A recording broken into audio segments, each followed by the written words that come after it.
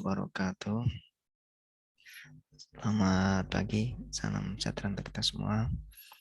Hari ini kita lanjutkan perkuliahan geografi fisik dan materinya yaitu tentang biogeografi.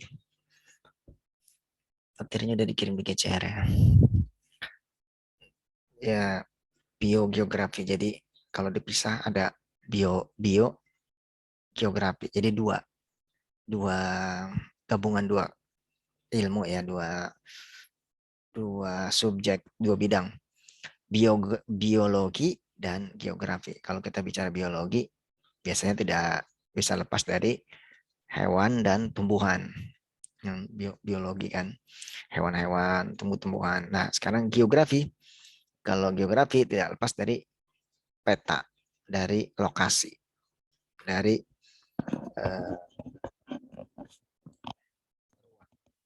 jadi sederhananya biogeografi ya, ilmu tentang biogeografi itu adalah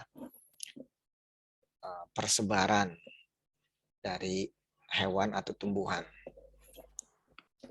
Jadi secara keruangan, hewan dan tumbuh-tumbuhan ini dilihat secara keruangan. Seperti apa dia? Nanti kalau kita lihat, ya tentunya Indonesia ini sangat kaya sekali dengan biologi ini. Dengan hewannya, dengan tumbuh-tumbuhannya. Dan masing-masing wilayah ini terdapat perbedaan hewan-hewannya ya. Kalau secara ekstrim saja, kalau di dunia kan kita bisa lihat saja hewan-hewan yang Eropa beda dengan Asia. Di Asia pun ada yang berbeda-beda. Ada yang di daerah lain ada, di daerah kita tidak ada. Ada yang di tempat kita, di daerah lain tidak ada. Contoh seperti komodo, ya hanya di Indonesia, di tempat lain nggak ada.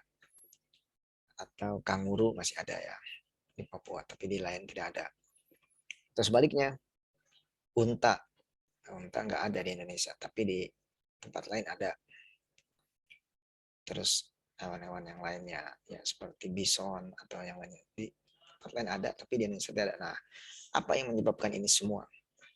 Menyebabkan persebaran hewan tersebut itu dari hewan, belum tumbuh-tumbuhan juga. Ya, ada bunga yang hanya di tempat lain ya, bunga tulip hanya di Belanda atau di Eropa atau di Swiss, tapi di Indonesia tidak ada. Tapi ada juga di Indonesia, tapi di tempat lain tidak ada. Jadi itulah perbedaan-perbedaan persamaan atau karakteristik dari hewan atau tumbuhan atau makhluk hidup dilihat secara keruangan. Nah, ini dilihat dari secara geografinya, biogeografi. Sekarang kita lihat materinya.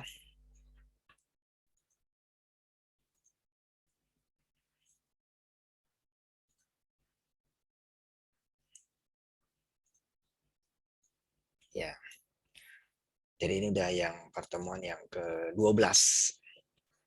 Pertempatan juga nih 1 Desember. Tanggal pertama di bulan yang baru ya, di akhir tahun ini sudah mau akhir-akhir. Sudah akhir tahun juga, akhir ini juga. Kita lanjutkan. Ya. Jadi di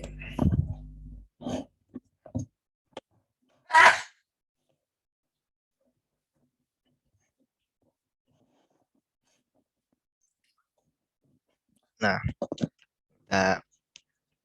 di dalam biogeografi ini erat kaitannya dengan biologi dan juga istilah-istilah lainnya seperti ekologi. Nah, ekologi kan kita sudah belajar kemarin ya. Ekologi dari biogeografi, ekologinya, sejarahnya, dan biodiversity. Diversity itu keragaman, dari bionya biologi. Nah, kita bisa lihat dulu biografi Kepulauan Indonesia. Nah, jadi apa sih yang menarik dari biogeografi ini? Kalau kita lihat Indonesia, makanya kalau kita di Indonesia ini tidak jalan-jalan itu rugi. Maksudnya gini, Kita bisa ke Sumatera, ke Kalimantan, ke Sulawesi, ke Papua, bahkan ke Bali, Nusa Tenggara, Barat, Timur. Nah, tadi kalau kita ke sana baru kita bisa melihat perbedaan-perbedaan dan persamaan. Ya, ya semuanya hal ya, baik sosialnya dan sebagainya. Tapi karena sekarang kita hubungannya dengan pelajari biografi, jadi ya kita sempitkan saja fokuskan ke biografi. Nah, kalau kita lihat biografinya, kalau geografi kan tuh luas apa secara kebumian. Nah, sekarang bionya kita bisa lihat ya di Sumatera bagaimana tumbuh-tumbuhannya, bagaimana hewan-hewannya, termasuk manusianya juga. Pasti ada perbedaannya dari bahasa dan sebagainya. Dan kemudian juga di Sulawesi, Kalimantan dan sebagainya gitu. Nah, itu semua kekayaan biodiversity kekayaan yang mahal harganya. Nah, keunikan ini itu apa yang menyebabkan perbedaan tersebut yang tadi ya. Banyak yang menyebabkan adanya iklim. Ya, sudah jelas. Kalau daerahnya itu banyak turun hujan, pasti juga hewan dan tumbuhannya dia akan berevolusi atau dia beradaptasi. Dengan banyaknya air, dia pasti akan beradaptasi. Kemudian juga yang sering panas juga sama. Kemudian sejarahnya geologi, nah ini penting juga geologi batuannya itu yang terbentuk berjuta tahun yang lalu. Prosesnya, bentuknya, ada ekosistem. Nah, alhamdulillah kita sudah pelajari ya geologi. Jadi sudah mengikat semua ilmu itu kan terikat, saling terikat. Kemudian Pulau Indonesia ini bervariasi. Maksudnya itu dari yang sempit ya ada daerah atau wilayah atau pulau yang sempit yang kecil ya. Tapi ada juga yang luas sekali. Ada yang padat sekali. Nah, kalau kota-kota besar itu padat sekali. Jakarta termasuk yang padat sekali, kepadatannya tinggi. Ada yang luas sekali ya. Bahkan mungkin saking luasnya jarak antar permukiman tuh atau mungkin rumah satu dengan rumah yang lain tuh jauh. Jadi kepadatannya sangat rendah. Kemudian juga ada yang pegunungan, bukit dan sebagainya. Nah, kemudian juga geologi ini tidak bisa lepas. Kalau kita bicara geologi itu umurnya bukan setahun 2 tahun atau puluhan tahun, bukan. Sudah jutaan tahun yang lalu. Ya, terbentuknya bumi dan sebagainya itu jutaan tahun yang lalu. Jadi bukan cuma ratusan tahun, tapi kalau iklim masih bisa dia ratusan tahun ya. Iklim. Kalau meteorologi, nah meteorologi itu masih yang sesaat, waktu yang pendek. Tapi kalau iklim itu udah waktu yang panjang, bisa puluhan tahun, ratusan tahun. Nah, geologi lebih lama lagi, jutaan tahun yang lalu. Ya, bisa jadi ada teori kan, banyak juga teori dalam geologi itu bahwa dahulunya bumi ini jadi satu daratannya, kemudian Pangea, kemudian dia pecah, kemudian memecah terus Gondwana, ada Asia, ada Eropa, dan terus yang Asia juga pecah lagi, sehingga Indonesia juga pecahan. Apa buktinya? Buktinya adalah ada hewan-hewan yang itu masih sama, ya. Seperti di Sumatera dengan yang di Malaysia, kemudian dengan yang di terus bersambung itu masih ada kesamaan hewan-hewannya. Ada gajah, masih ada gajah, masih ada eh, harimau juga, masih ada beruang madu dan sebagainya. Yang itu ada juga di. Jadi artinya dulunya itu satu. Ketika pisah itu dan memang pergerakan lempeng itu kan dalam per tahunnya itu ada mencapai bisa ada yang 1 meter, ada yang berapa senti pergerakan. Apalagi kalau kita pelajari lagi di bawah inti bumi, bahwa sebenarnya inti bumi kan sangat panas sekali. Jadi batuan itu iya kita kalau batuan itu, tapi kan hanya sampai berapa ribu kilometer di bawahnya itu adalah inti bumi yang sangat panas sekali. Jadi artinya seperti karena untuk sangat panas, atasnya kan itu berarti sangat labil sekali, sangat labil ya. karena panas di bawah itu. Jadi bukan tidak ada panas di bawah inti bumi itu ada panas, sangat panas sekali. Sehingga itulah yang menyebabkan sebenarnya adanya gempa bumi dan lain sebagainya itu. Nah itu kan ada pergerakan karena panas kan dia bergerak atasnya itu. Kalau bawahnya itu tidak panas, maka sudah stabil aja, tidak ada apa-apa. Nah itu seperti itu. Kemudian biografi ini adalah mengenai distribusi makhluk hidup dalam ruang dan waktu. Ya, tumbuhan, hewan, ya, utamanya tumbuhan dan hewan. Nah, kemudian kalau kita mempelajari biografi, kita bisa mengetahui sebarannya, iklimnya, taksonominya, sebarannya. Nah, latar belakang ini ada peneliti yang dia membagi wilayah. Setelah dia amati, ternyata hewan-hewan Asia itu ada perbedaannya juga, meskipun memang dia beda dengan yang Eropa. Hewan-hewan Asia beda dengan Eropa. Tapi Asia pun ternyata ada perbedaan juga masing-masingnya. Ketika dilihat lagi lebih dekat, gitu. Nah ini akhirnya kan timbul garis-garis nih yang kita udah kenal. Ada garis Wallace, uh, ada 3 garis yang nanti ada petanya. Masing-masing garis itu, terutama di Indonesia, ternyata ada. Indonesia ini ada peralihannya di tengahnya itu. Jadi hewan yang barat dengan yang timur itu kan beda. Di Papua itu tidak ada gajah misalnya, tapi di barat masih ada. Di Nusa Tenggara itu ada ya komodo, di barat juga tidak ada. Kanguru ada di Papua, di timur kan, di baratnya tidak ada kanguru dan sebagainya. Nah, tapi ada peralihan, hewan peralihan di tengah-tengahnya, yaitu di Sulawesi. Sulawesi dan beberapa itu ternyata itu ada peralihan. Contohnya apa? Babi dengan rusa. Jadi babi rusa. Terus kemudian ada anoa. Kemudian juga ada beberapa lagi hewan-hewan yang itu dia barat juga, timur juga, jadi campuran, gabungan. Nah itu peralihan, termasuk juga hewannya, termasuk juga ikannya, peralihan dan sebagainya. Karena di laut kan juga lebih banyak lagi hewan-hewan dan tumbuhan.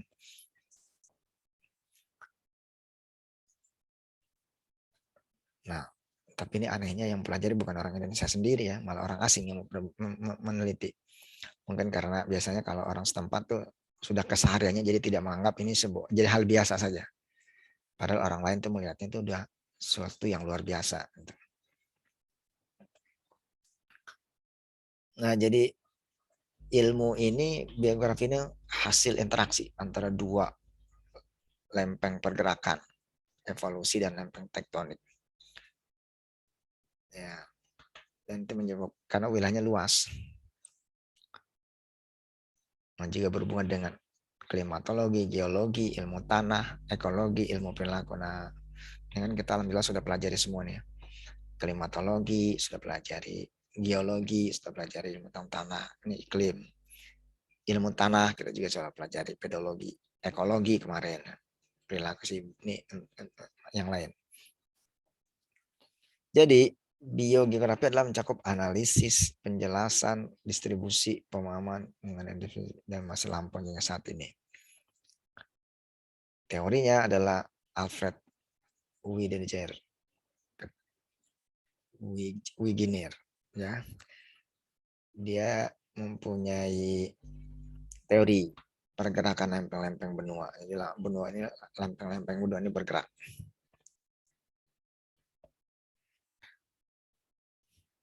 Nah, ini ada beberapa akhirnya menyebabkan dari teori tersebut. Ocean floor, magnetic reservoir, rock edges, plate tectonic. Nah, kalau kita lihat di sini, ini kan dari teorinya tadi ya. batas lempeng tektonik tidak sama dengan batas kontinen atau batas lautan. Ya, maksudnya begini. Ini kan lautan ya, lautan. Ini daratan kan, ini benua Amerika, benua Amerika, Amerika, kemudian ini Afrika. Jadi Afrika sama Amerika tuh satu. Apa bukan satu? Dulunya ya mungkin. Ini ada yang Arabia, Asia. Kemudian ini ada Indonesia di sini, Australia. Nah, itu daratan dan lautan. Tapi kalau lempeng di bawahnya itu tidak sama. Ya, ini aja nih. Ini lempeng di sini lempengnya Antartika Plate, lempeng Antartika. Kemudian ini ada lempeng apa lagi nih? Coros Plate, Scotia Plate, South America Plate, African Plate, Arabian Plate, Indonesia, Philippine Plate. Jadi macam-macam dia. Nah itu semuanya itu bergerak. Lempeng-lempengnya semua bergerak. Tektonik. Kenapa dia bergerak? Ya itu tadi di bawahnya ini kan ada inti bumi yang panas sekali sehingga dia sebenarnya bergerak semua. Lapisan bumi dan lempeng tektonik. Jadi kalau kita lihat di sini lapisan bumi, ionosfer, up mantle, ocean crust, sea level, kontinental. Jadi ada kontinental, ada ocean. Nah, jadi ada lapisan yang lautan, ada lapisan daratan. Nah, kalau ini jadi ini sebuah bentang alam ya, geomorfologi. Kalau kita kedalaman lagi, itu kan ada lempeng ini tadi lempeng laut, lempeng benua dan lempeng samudra. Di bawahnya lagi itu namanya astenosfer. Lapisan juga. Kemudian ada lagi lapisannya lagi mantel. Mantel ya. Nah, di bawahnya udah liquid. Udah agak cair di 2000 km. Kilometer ya, bukan meter. Ada lagi solid yang sangat keras sekali. Nah, tapi sebenarnya di dalam ini ada lagi nih. Inti bumi yang panas. Nah, jadi kerak bumi merupakan lapisan bumi yang terluar. Lapisan mantel bumi mengandung lebih banyak partikel besi dan magnesium. Inti bumi terdapat dua lapisan, lapisan yang bersifat cair dan lapisan padat.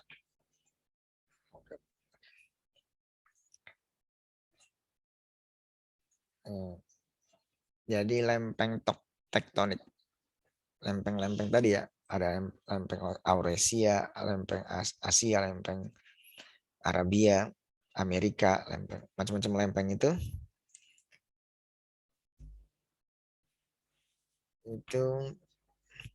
selalu berubah-ubah ya karena panasnya itu. Nah untuk biologinya karena ada pergeseran kontinen mempengaruhi menyebabkan distribusi tumbuhan dan hewan. Jadi kalau hewannya kan di atasnya tinggal ikut aja, kalau pisah benuanya ya dia ikut. Nah ini ada hubungannya dengan geologi ya, karena bisa jadi kan tadinya satu nih, jadi hewan-hewan di sini tadinya satu hewan tumbuhan, tapi ketika ini ada apa namanya patahan, jadi kan terpisah nih.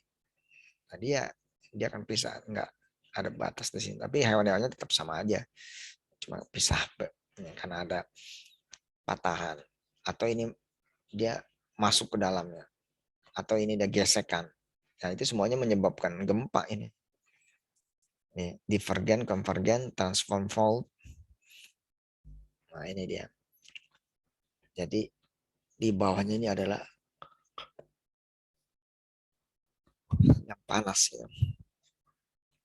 Panas ini dia volcanic island.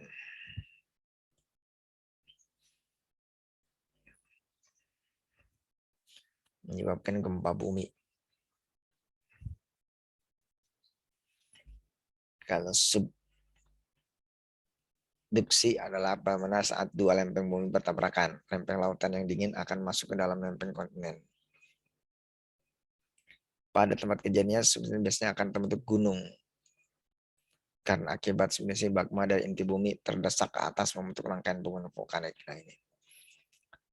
Jadi kalau yang dari latar kan dia kalah ya dari yang lautan sontengnya. Kemudian akibat yang tersebut ada magma yang ingin keluar dan akhirnya bisa menyebabkan gunung berapi. Contohnya Krakatau.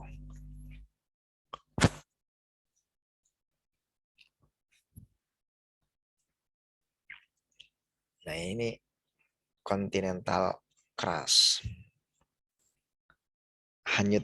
Hanyutan kontinental. Terus itu pecahan lapisan kerak bumi. Kerak bumi jatuh kemudian ke laut. Wah ini kalau dia besarnya kecil tidak terpengaruh, tapi kalau besar sekali bisa menyebabkan tsunami seperti di Banten kala itu ya, di Krakatau, anak Krakatau. Lain dia tadi yang lempeng bumi ya, macam-macam seperti tadi gambaran tadi. Nah ini kan ada teori, jadi dulunya itu bumi satu namanya Pangea. Nah, Pangea ini kemudian jadi dua, pecah. Yang dari utara namanya Laurasia, yang ke selatan namanya Gondwana. Nah ini Indonesia ada di sini. Kemudian dia pecah lagi sampai sekarang. Nah ini dia. Jadi dulunya satu. Bumi itu menurut teori ini, yaitu dulunya satu namanya Pangea. Semua daratnya satu. Kemudian dia menjadi pisah. Ada Laurasia dan Pangea. Pangea kalau yang Laurasia kan ya ke utara ya, kalau ini ke selatan. Dia nanti pecah lagi Amerika, karena dia kan agak mirip ya pecahannya itu, retakannya. Afrika, Amerika Selatan,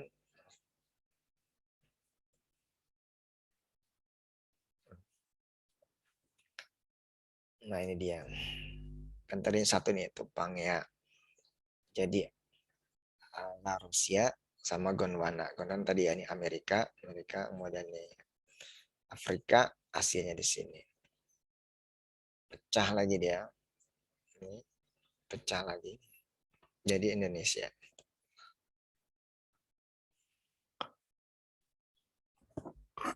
Nah, begitulah terbentuknya secara geologi. Sekarang Indonesia sendiri. Nah, di Indonesia sendiri ketika diamati tadi ya oleh orang asing, ternyata di sini ada garis Wallace, ada garis Weber, ada garis Lydekker. Lydekker ini jadi ada tiga garis untuk Indonesia. Ini membedakan di sini namanya sama temuannya, di sini beda, di sini juga beda. Jadi ada timur, tengah, dan barat.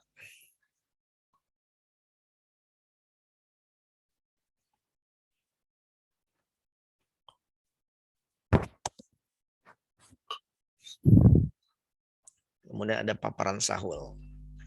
Paparan Sahul ya itu tadi ya. Ini ada Sahul ini Australia lah.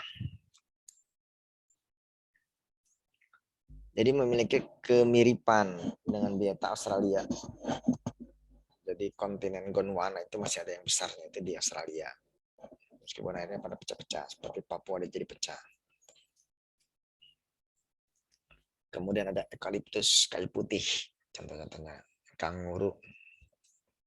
Nah kalau ini Asiatis yang di bagian barat, harimau.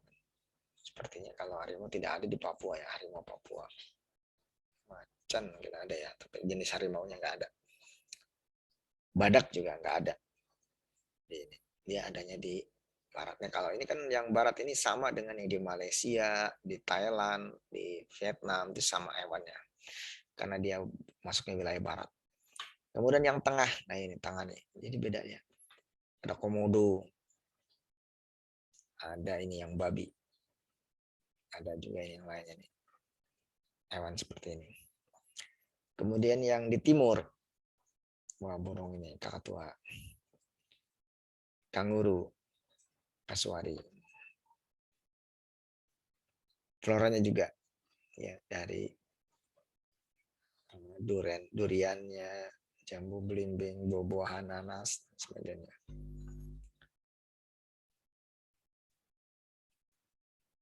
Nah, keistimewaan kawasan Walace, Walace, Walace, Walace, Walasia. Walasia ini kawasan yang unik, membagi Indonesia ke dalam dua zona, Asia dan Australia, yang termasuk dalam Walesia, Sulawesi Timur.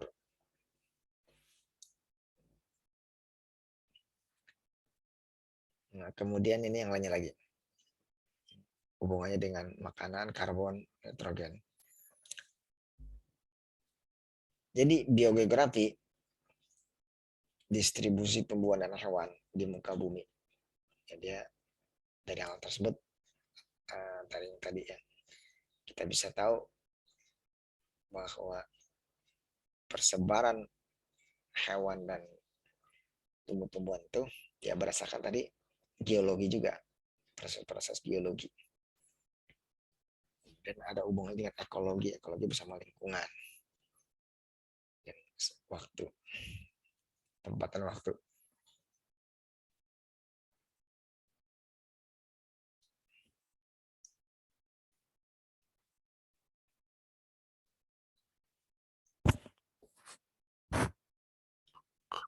Nah, ini produktivitas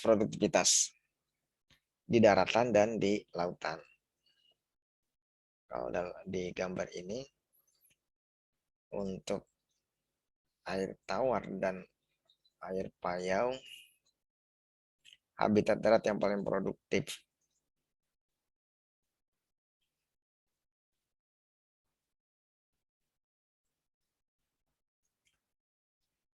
Air tawar dan air payau. Nah, ini yang paling produktif. Kalau ini alga dan estuari.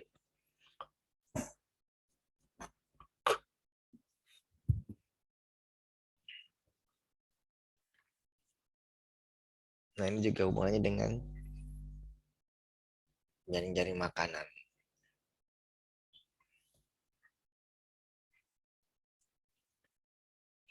Rawa,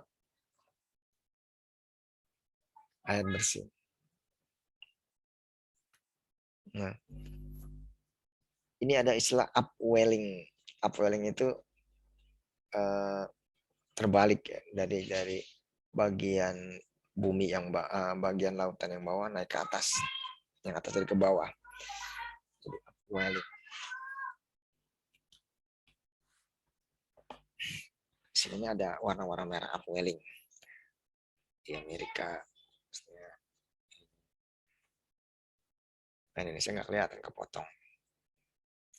Biasanya di upwelling itu banyak sekali ikan karena material-material yang berada di dasar laut itu naik ke atas. Jadi seperti mutar gitu ke atas, dan itu mengangkat bahan-bahan atau makanan-makanan yang ada di bawah naik ke atas. Sehingga mengundang ikan-ikan kecil, dan ikan banyak ikan kecil mengundang ikan besar, ikan sedang mengundang ikan besar. Jadi dari disebut dari banyak ikan. Kemudian siklus karbon. Karbon semakin banyak tumbuhan itu ya semakin banyak manfaatnya hubungannya dengan karbon. Karena dengan banyaknya karbon akan banyaknya tumbuhan termasuk, itu akan merubah dari karbon karbon dioksida atau monoksida kepada oksigen. Jadi karbon dia bisa bentuk gas, cair, dan padat.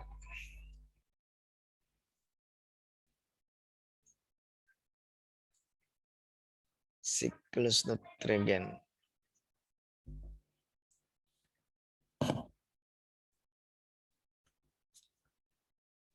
Ini waktu kita pelajari di meteorologi, ternyata pembentuk atmosfer itu paling banyak adalah nitrogen.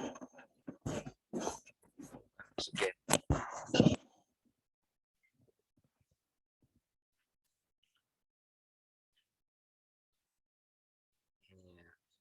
Fiksasi gas nitrogen diubah menjadi amonia oleh bakteri pengikat nitrogen pembakaran.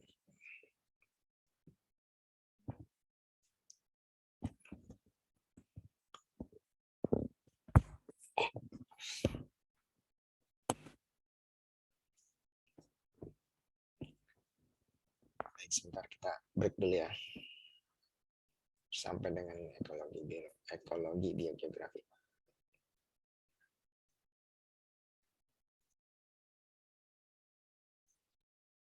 Kita break sebentar. 10 menit.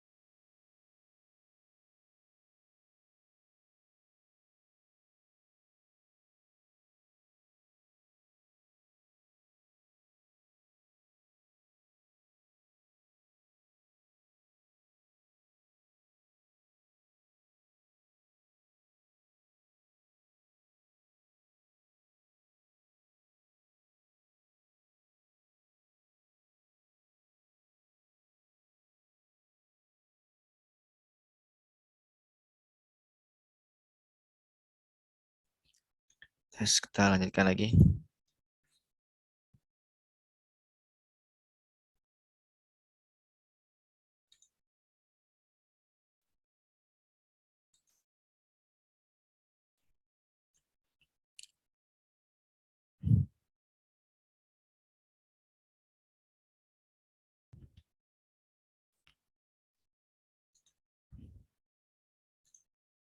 Ya, ekologi dari biogeografi ya. Pekan lalu kita sudah belajar ekologi. Ya, di mana ekologi itu adalah habitat atau eh, tempat ya di mana organisme itu hidup atau berinteraksi. Nah, ekologi dari biogeografi itu adalah pola sebaran tumbuhan dan hewan dari sudut pandang kebutuhan fisiologisnya.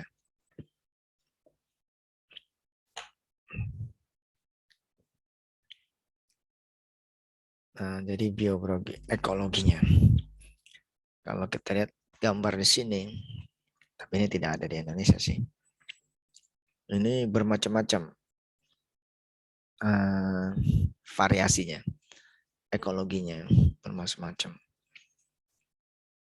Nah, ini Canadian Forest Habitat, jadi habitat hutan di Kanada. Kalau di Indonesia mungkin lebih banyak lagi ya. Kalau yang moving gun sedikit vegetasi ini ya, jadi sedikit vegetasinya. Kalau yang hutan musim dataran lembab, tumbuhan berdaun jarum, rumputan dan ilalang, berbatuan tanpa vegetasi ya, ini yang cliff. Nah, itu adalah ekologinya. Kemudian kebutuhan air juga. Jadi makhluk hidup dia akan menyesuaikan dengan lingkungannya, termasuk tumbuhan. Tumbuhan kalau memang daerahnya sedikit air, maka dia akan beradaptasi. Kalau tidak bisa beradaptasi akan mati. Ya, yang dengan kondisi yang kering dan panas ya seperti ini. Pohon-pohon kaktus. Jadi dia menyimpan air itu jaringan spon. Meskipun ini jarang ada air atau air yang eh, terbawa oleh angin atau kelembapan ya. Atau ketika lagi hujan barulah langsung dia simpan air-air tersebut.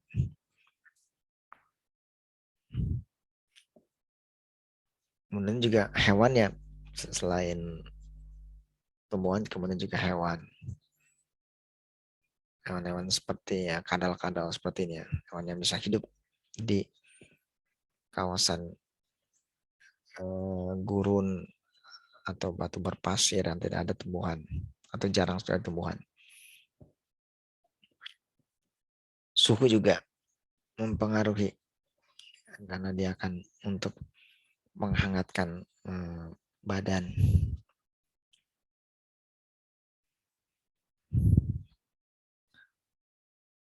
Faktor iklim juga. Kemudian juga geomorfik, bentuk lahan, kemiringan, ladang relief ini juga akan mempengaruhi tumbuhan dan hewan.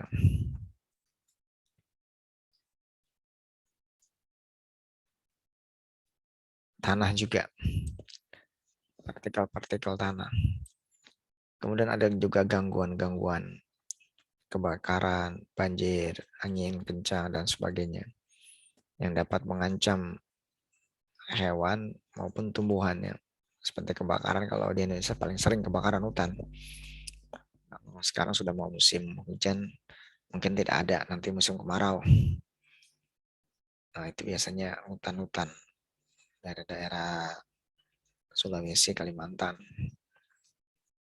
Setelah itu banjir biasanya, karena tidak ada ini penyerapan.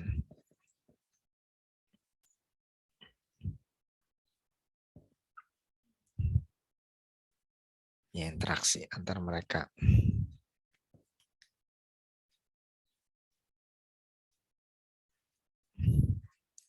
Kemudian juga ada yang lainnya juga interaksi antar hewannya, karena ini udah masuk ilmu biologi. Biologi ya, di interaksi antar hewan-hewan dan tumbuhan. Tapi kalau biogeografinya itu adalah lebih karena wilayahnya saja, kita persebarannya secara waktu ruang. Ekologi yang suksesi, bukan sukses, suksesi. Ya, yang artinya hewan dan tumbuhan tersebut bisa survive, hidup terus. Ya. Ya, ini contohnya.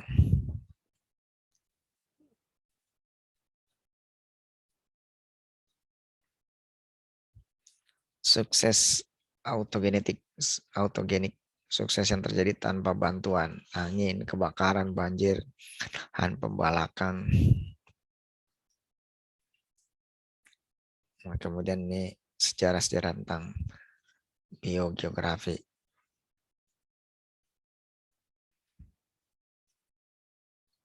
Ya, ada juga seleksi alam, organisme yang. Nah, ini hewan-hewan seperti ini kan dia tidak bisa ada di semua tempat ya, karena dia melihat kondisi wilayahnya yang menyebabkan dia seperti itu bentuknya, baik bentuk, kemudian suara dan sebagainya. Ada juga ancaman tentang kepunahan.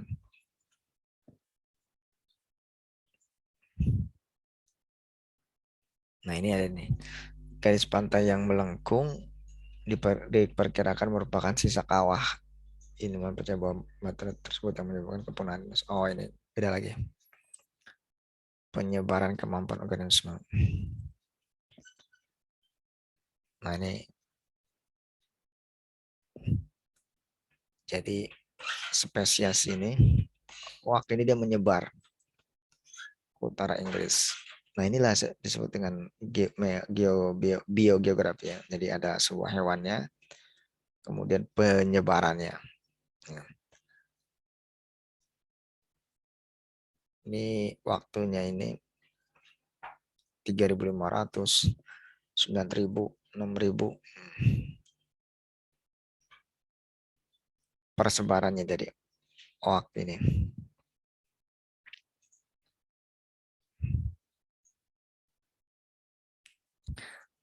Nah, ini perbedaan distribusi pattern.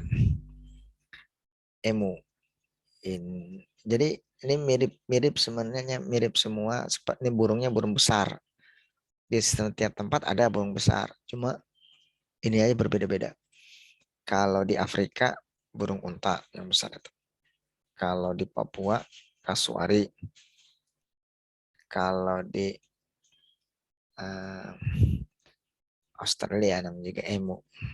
Dekat juga sebenarnya ini.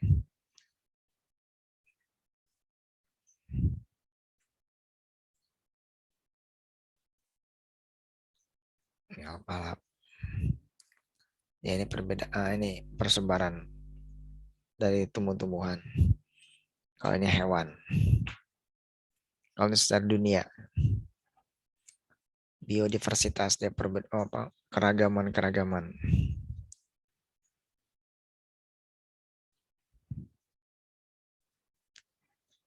Nah, aktivitas manusia yang mengancam, yaitu CO2 nih, karbon dioksida, kemudian yang pembalakan. Ini hubungannya dengan karbon. Ini kalau ada pembakaran kan berarti terganggu siklus karbonnya, karena tumbuh-tumbuhannya ini hilang. Karbon itu sebenarnya tidak hanya di darat, di laut juga ada karbon, terutama di yang hijau-hijau, rumput laut dan sebagainya.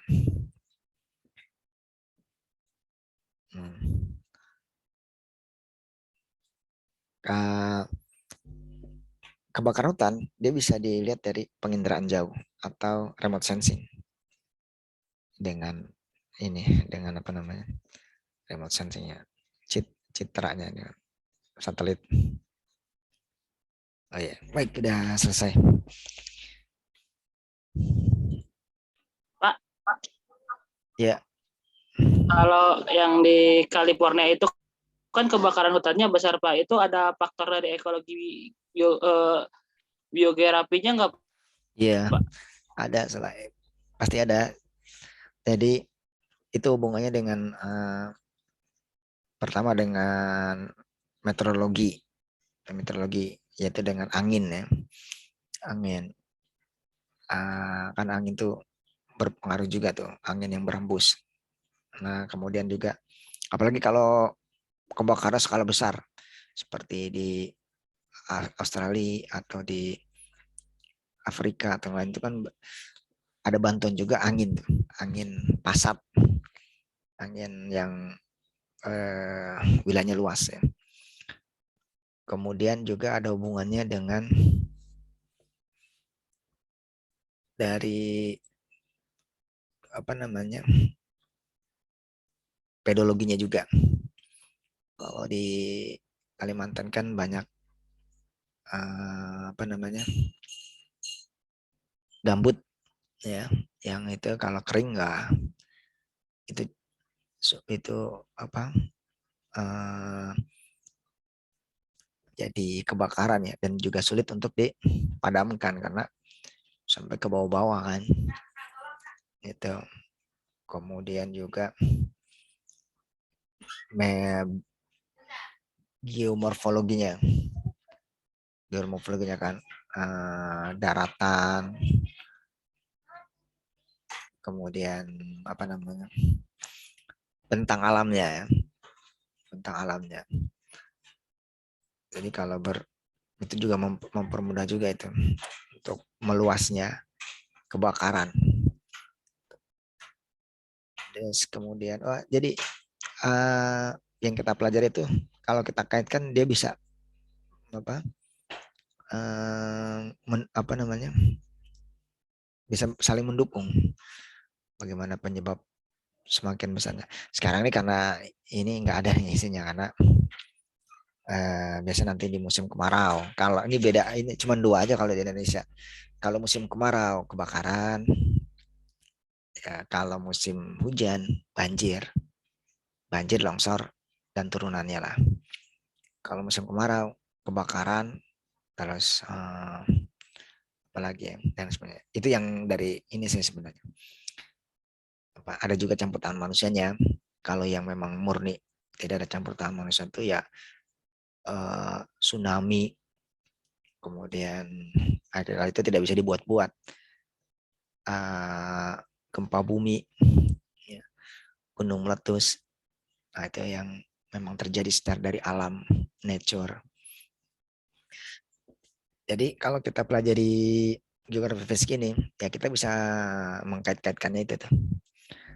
Seperti tadi kebakaran, kemudian juga termasuk longsor ya. Longsor itu kalau kita pelajari, ya dia kan adanya karena kemiringan lereng, kemiringan lereng dan juga tinggi. Nah, kemudian juga dari struktur tanahnya, nah, dan juga batuannya itu apa. Kalau wilayahnya batuan ya, kalau geologinya itu batuan, bukan tanah ya, bukan pedologi, tapi geologi. Sebenarnya nggak ada longsor tuh tanah yang keras-keras itu ya. Contohnya di wilayah Arab gitu ya, daerah sana itu banyak batuan semua, itu nggak ada longsor tanahnya itu ini karena keras-keras ya, nggak akan jatuh. Nah biasanya yang jenisnya tanah ya kita, jadi yang apa namanya kalau tidak ada tumbuhan vegetasi yang menahannya bisa jadi longsor. Tapi ada kekurangan kelebihannya. Kelebihannya sebenarnya dengan tanah tersebut jadi subur. Artinya itu bisa buat tanaman. Coba kalau batuan saja, pasir ya, mau nanam apa? Ada sih, tapi tanaman yang tadi menyesuaikan adaptasi yang bisa ini. Um, jadi alam kalau kita pelajari, kita bisa bisa melihat itu.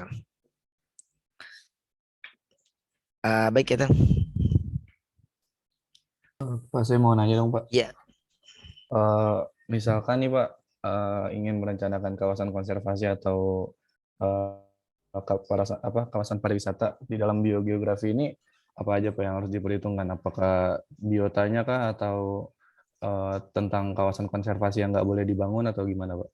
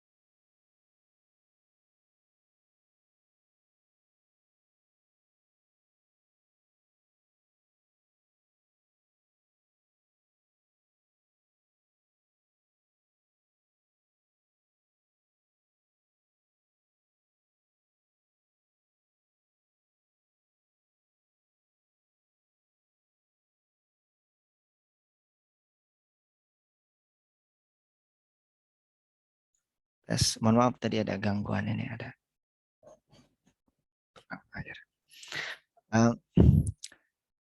Gimana tadi ya konservasi ya? Ya Pak, konservasi Ya, sama pariwisata. Gimana tuh Pak? iya, Kalau dihubungin sama biogeografi. ya benar itu. Jadi eh, kalau biografi ya artinya kan lebih ke arah kita fokus ke ruangnya, ruang, ruang. Jadi delineasinya, batasnya di mana saja itu. Wilayah konservasi atau juga pariwisata. Pariwisatanya tapi lebih ke arah ini geopark atau geopark itu yang punya kelebihan-kelebihan alam ya. Seperti wisatawan yang air terjun atau air panas atau keindahan-keindahan alam yang lain ya. Geopark itu ada berarti di Jawa Timur, Jawa Barat. Ada banyak di daerah kita yang punya wisata-wisata alam yang bagus itu. Nah, itu kan hubungannya dengan uh, keruangannya. Jadi delineasinya di mana wilayahnya itu. Nah, kemudian setelah itu potensi yang ada di wilayah tersebut. Ya, sebentar.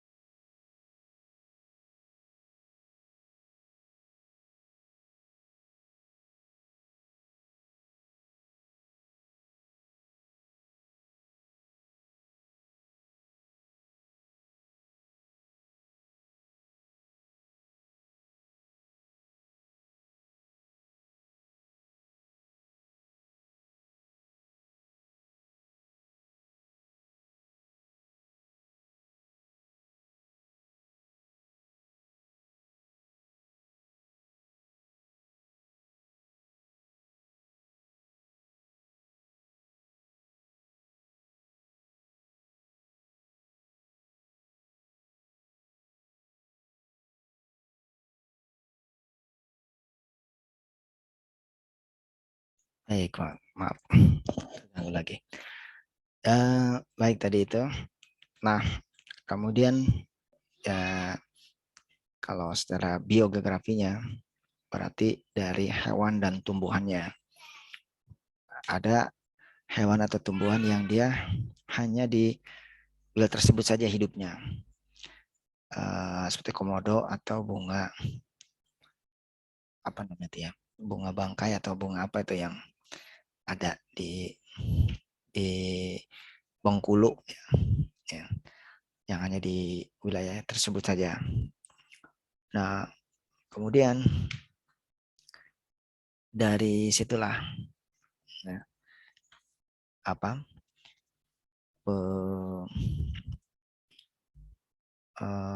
namanya daya potensinya dari wilayah tersebut ya. Tapi kalau ada yang lebih luas lagi ya seperti tadi. Sebenarnya tadi kan udah dibagi-bagi tuh ya. Indonesia itu ada yang wilayah timur, tengah, dan barat.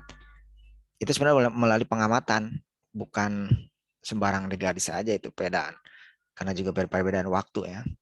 Tapi sudah dilihat, diamati hewan-hewannya dan tumbuh-tumbuhannya. Ternyata ada perbedaan di barat dan timur itu.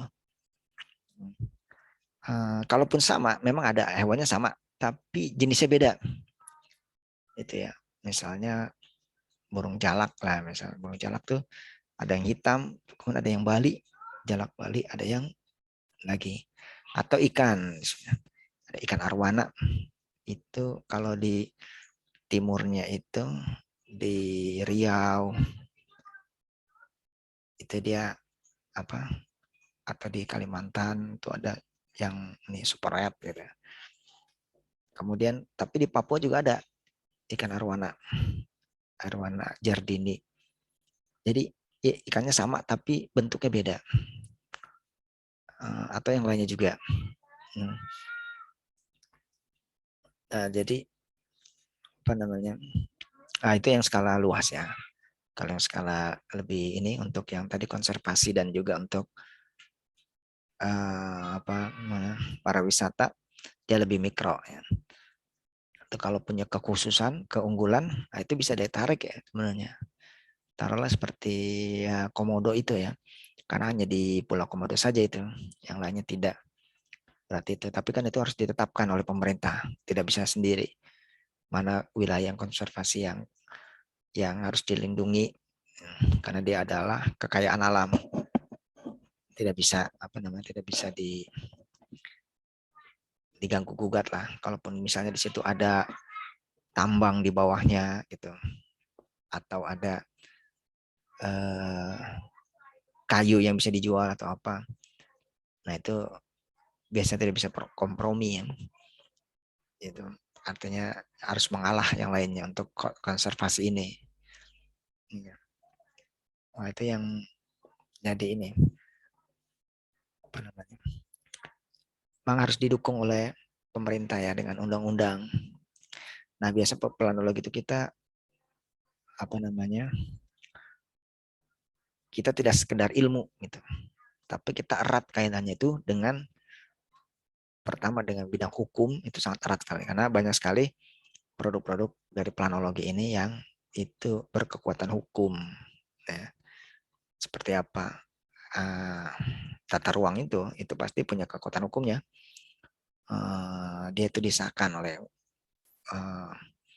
DPRD, DPR RI, misalnya RT RW itu kan harus disahkan oleh DPRD kabupaten kota dan sebagainya. Kemudian juga untuk kawasan industri yang kemarin kita bicarakan itu kan, kawasan industri itu ya kuliah umum kemarin ya, kawasan industri Jababeka itu. Nah, itu kan sudah ditetapkan. Tadi tidak sekedar hanya delineasi wilayah, nah, kemudian sekedar ilmu saja. Jadi ternyata ada perencanaan itu ada hubungan dengan hukum sangat erat. Kemudian hubungannya dengan ekonomi. Nah, ini juga sangat erat hubungannya ekonomi ya. Jadi bagaimana wilayah yang perencanaan ini bisa ekonomis, bisa menghasilkan produktivitas ya, menghasilkan nilai ekonomi yang tinggi. Nah, nanti ada mata kuliah ekonomi lahan perkotaan. Nah, itu bagaimana merencanakan wilayah yang dia bisa menghasilkan nilai ekonomi yang tinggi.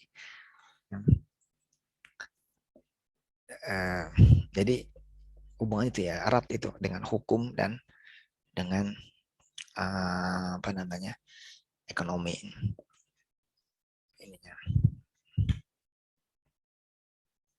Baik itu. Pak, ya. Mau nanya Pak, Ya, silakan. saat pergeseran lempeng mempengaruhi kondisi air tanah di bawahnya nggak Pak? Ya, sebenarnya kalau air tanah itu kan dia air permukaan, air yang ini ya masih mikro kalau air permukaan gitu, air tanah. Tapi kalau sudah bicara tentang geologi ini kan luas sekali, ya luas sekali. Dia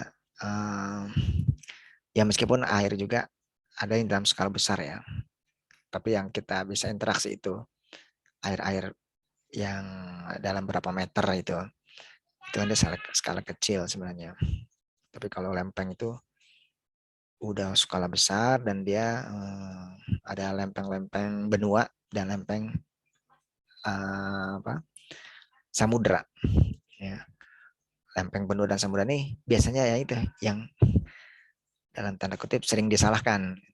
Kalau ada gempa bumi, ada apa, mereka ini karena saling bertumbukan lempeng samudra dan lempeng benua bisa tumbukannya atau gesekannya atau patahannya itu kecil atau besar ya. Kalau kecil ya ini juga gempanya juga gempa kecil, ada gempa besar. Kalau biasanya kalau yang kecil-kecil sih ini apa namanya gunung ya, gunung vulkanik, gunung-gunung itu. Meskipun itu besar juga sebenarnya, tapi kalau yang sangat besar sekali ya itu lempeng benua, lempeng samudra itu yang bisa kekuatannya berapa skala Richter itu, Richter. Dia bisa mempengaruhi juga. Jadi akibat saja, jadi efek samping saja. Jadi kalau ketika terjadi gempa, kan berarti perubahan struktur batuan. Kemudian juga akan ikutnya juga yang struktur atasnya, ya airnya, kemudian juga tanahnya, dan yang juga makhluk hidupnya di atasnya. Jadi dia berpengaruh juga sebenarnya. Apalagi kalau air kan dengan gravitasinya dan juga dia akan mengisi rongga-rongga. Tapi kalau batuannya itu permeable, non permeable, tidak bisa dilalui ya sudah, tidak bisa dia. Tidak bisa masuk ya. Karena ada batuan-batuan yang memang tidak bisa air itu masuk ke dalam, ke pori-porinya. Tapi kalau dia bisa ya dia akan terus mencari di mana dia bisa mengalir. Kalau dia tidak bisa berarti air itu akan terjebak itu dalam kantong-kantong air. Ada yang kantong air sedikit, tapi ada yang besar kantong air itu. Begitu juga minyak bumi itu juga ada terjebak dalam kantong-kantong itu. Tapi tidak cukup skala besar ya. Tapi itu terjadinya sih jutaan tahun, tidak bisa setahun 2 tahun. Itu yang ketika dalam barang taman itu kan ketika dieksplorasi itu kan bisa dapat air, bisa dapat minyak gitu. Nah, kalau bahan tambang banyak macam-macam ya, bisa bauksit, bisa macam-macam. Nah, itu lagi menarik juga tuh bauksit atau nikel Indonesia itu yang harganya mahal. Terutama di Sulawesi itu yang banyak ditambang. Selain juga emas ya, dan lain sebagainya. Baik. Ada lagi? Pak, kan saya waktu itu pernah dengar Pak, katanya kalau minyak bumi ini ada 2 kemungkinan. Pertama dia habis, kedua dengan seiring berjalannya teknologi, dengan seiring berkembangnya teknologi ini alat-alat tambang itu makin bisa ngebor sampai ke paling bawah gitu, Pak. Nah, Itu sebenarnya benar nggak sih Pak kalau misalnya sebenarnya sebenarnya itu minyak bumi kita tuh belum habis gitu, tapi kita kurang kurang ngebor dalam aja gitu Pak. Iya. Terus kalau misalnya misal nih ternyata beneran habis, itu pengaruhnya itu selain selain energi, itu pengaruhnya terhadap alam tuh gimana sih Pak? Iya. Ya, nih bagus bagus nih. Kalau kita bisa lihat Indonesia sendiri lah. Indonesia sendiri tuh kalau lihat di peta tambang itu, eh, mungkin departemen SDM kali ya, atau mungkin yang lainnya itu ya. Jadi sudah di blok-blok semua, blok-blok. Jadi si Indonesia ini sudah di blok-blok semua, blok apa namanya, blokatnya itu sudah dibagi-bagi semua. Yang ini untuk siapa, untuk siapa. Memang itu adalah milik Indonesia. Tapi untuk pengelolaannya, eksplorasinya itu diswastakan karena Indonesia tidak bisa sanggup sendiri. Selain biaya, teknologi juga, karena eksplorasi apalagi di lautan itu biayanya mahal dan belum tentu berhasil. Jadi kalau pemain-pemain kecil, maksudnya ya, perusahaan minyak kecil itu bisa cepat bangkrut ya, karena mungkin dia eksplorasi di laut dengan biaya mahal, ternyata nggak dapat minyak, akhirnya ya sudah. Makanya biasanya perusahaan-perusahaan besar dan kelas dunia itu, karena apa, mereka semua sudah kita lihat itu, ya itu sudah habis bloknya itu semuanya, masing-masing blok. Nah, biasa blok itu disewakan, ada dia ya dengan perjanjian kontrak kerja 100 tahun atau mungkin berapa tahun. Kalau sudah habis ya tergantung lagi mau ditanjung atau enggak, tergantung di ya pemerintahnya, pejabatnya dan sebagainya. Nah,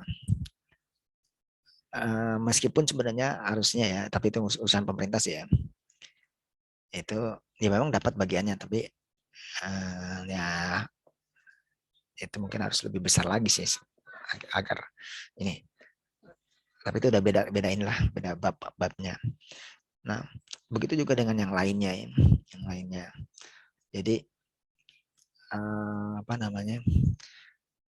Ya dari minyak, dari tambang dan sebagainya itu.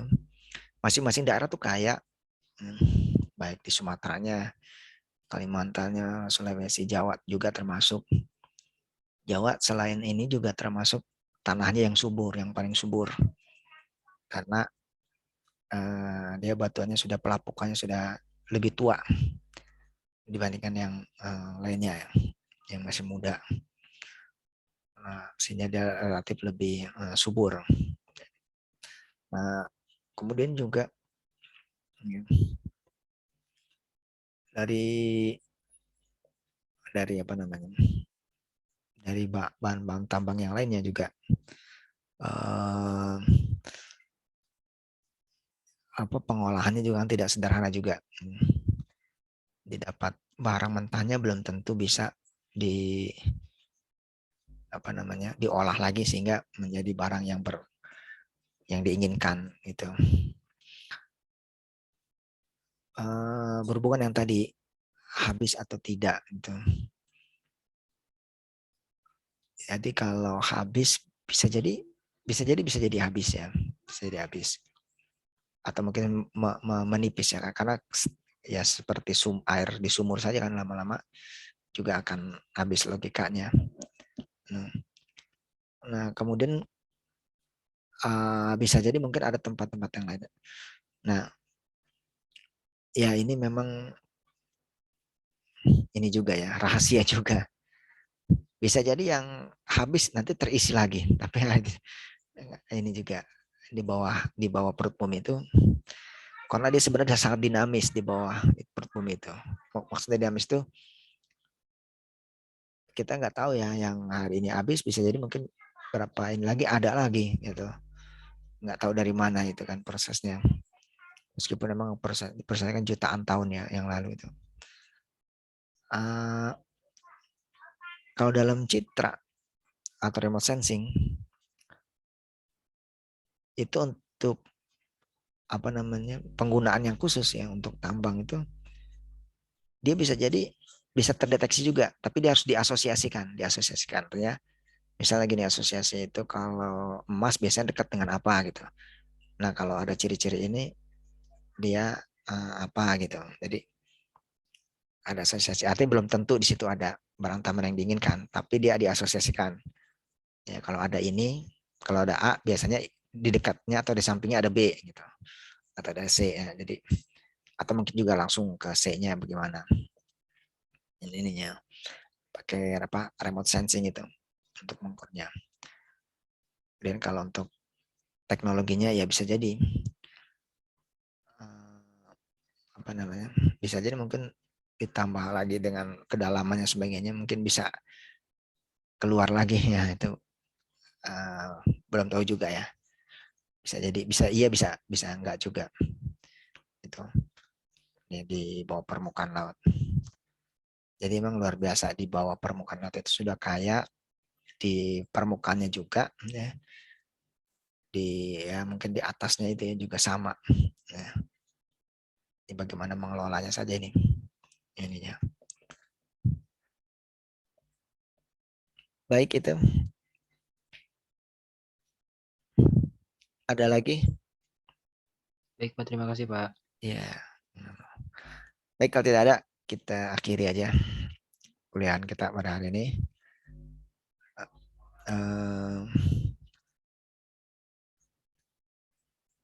Enigma hadir ya, sama siapa lagi minta? Enigma sama Stephen ada nggak? Enigma ada, Pak. Ada. Iya, Pak. Stephen ada. Stephen jarang kelihatan ya. Oh, Enigma hadir. Oke. Ya, baik. Itu saja kuliah kita pada hari ini. Sebenarnya kita ini